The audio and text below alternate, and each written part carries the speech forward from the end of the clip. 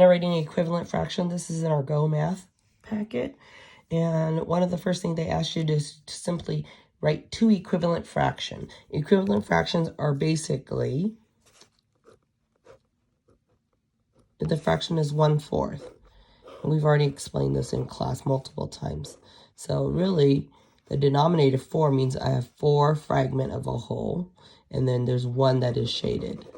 Okay, an equivalent fraction to that is, without doing any kind of math, I can basically use this same shape and break it down differently and get the same thing. For example, if I drew two lines to split these into equal size shapes or fragments, I can still shade this in, but instead of having 1/4 of the item, I now have 8 total pieces, and I have 2/8 of them shaded. These are equivalent fraction. They're about the same size, same shape, but the number on the bottom, or the pieces that they're broken into, are simply different.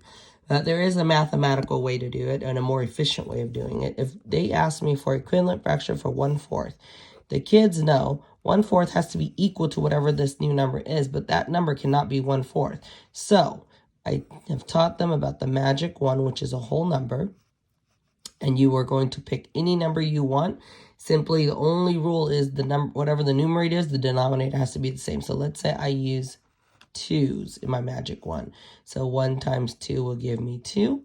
4 times 2 will give me 8. 2/8 is equivalent to 1/4. And okay, same thing applies. You can change the number inside that to any number you want. Okay, the magic 1 requires that the same number be on top and bottom for numerator and denominator. So let's say they want to use 5.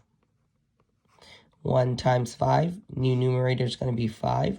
4 times 5, new denominator is going to be 20. 1/4 and 5/20 is still the same fraction.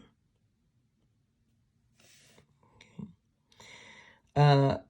At the bottom of this page, they might ask you to write whether something is equivalent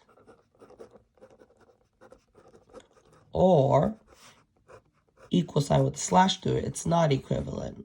And it will give you two fractions to compare. For example, you might get 1/4 compared to, I'm going to use 3/12. Okay. How do you figure out if it is? Draw your magic 1 right here. And you ask yourself, 1 times what will give you this denominator of 3? Well, 1 times 3 will give you that. And we know in the magic 1, the number that's in your numerator and denominator has to be exactly the same. So this has to be a 3. 4 times 3 will give you 12. So are they equivalent? Yes, they are equivalent. Okay. I'm going to use that same fraction number, 1/4, to show you one that is not equivalent. Okay. If they ask you if 1/4 is equivalent to 4/12. Okay. Magic 1. This is how you show your work. Okay. 1 times what will give you 4? Well, 1 times 4 will give you 4.